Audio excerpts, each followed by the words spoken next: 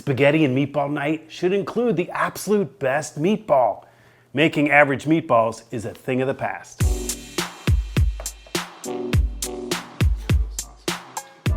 Spaghetti and meatball night is one of our family's favorites. It's such a comforting classic meal. You got the simmering pot of water for the pasta. We've got garlic bread in the oven covered with Parmesan and oregano. We've got a simmering sauce going. But it's the meatball, my friends. It's the most important component. And we've perfected the steps, getting you the best flavored and easy to cook meatball to ever grace your spaghetti and meatball night. Let's get it started. We'll get our 2 fresh ingredients ready to go into our meatballs, starting with fresh garlic. Smash a couple cloves and mince them with your chef knife. Fresh garlic is a must if we're going to call this a classic. While we're at the cutting board, let's get our flat leaf Italian parsley into the action. These 2 fresh ingredients will add brightness and big flavor to our meatballs. And that's all the knife work we really need. Time for the star of the show, Certified Angus Beef ground chuck. If it's not certified, it's not the best. To add to the classic Italian flavor, we'll add just a 1/4 pound of sweet Italian sausage. Many classic recipes also include veal, but that's not going in our meatball. Certified Angus beef is so tender, we don't need it.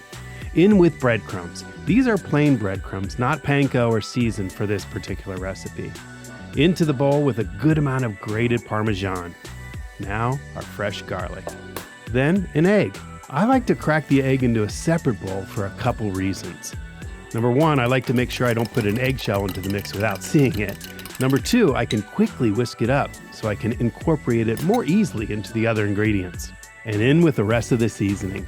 The fresh parsley we chopped a minute ago, some dried oregano, some fresh cracked pepper, and some kosher salt. You know, red pepper flakes would be a good option here too. My family just doesn't care for them, so I leave them out. Up to you. Now to mixing things up. I like to use a bowl scraper like this to chop the beef and get all the other ingredients worked in. By lifting and chopping, it does a good job. Notice I don't use my hand too much when mixing things up. You want to keep the fat cold and not warm it up with your hands. Let's get to forming the meatballs. With a portion scooper, I can get meatballs all about the same size. First, I'll portion them and just set them on a sheet tray or a clean plate. This keeps one hand clean and makes for quick work. You should end up with about 16. These will be baked in the oven, so I'll put some tomato sauce in the bottom of the casserole pan. I'll explain more on this in a minute. Without too much time in your hand, work the portions into meatballs. Gently work each one between your palms and place in the thin layer of sauce. Do what you can to give each a little space. You'll love how fast this recipe comes together. This way of cooking is great because we avoid that stovetop mess if we were to fry them, and we can get our spaghetti cooking. For me, it's going to be traditional spaghetti, but you can use the thin spaghetti or angel hair.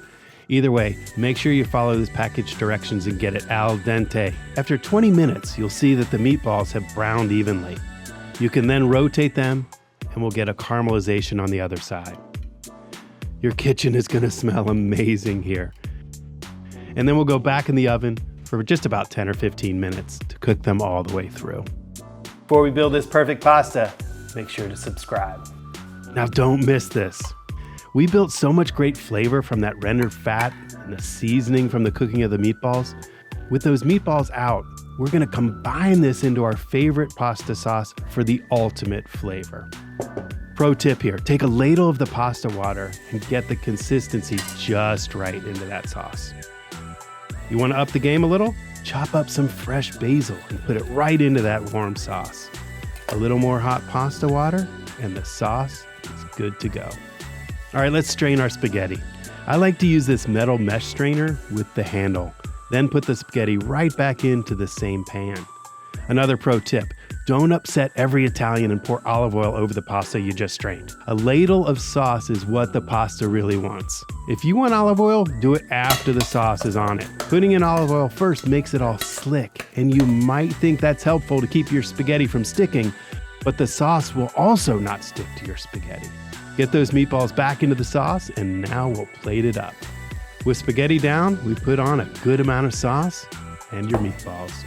Top with some Parmesan and a little more of that fresh basil. Simple techniques, not a lot of mess, tons of flavor. Mangia.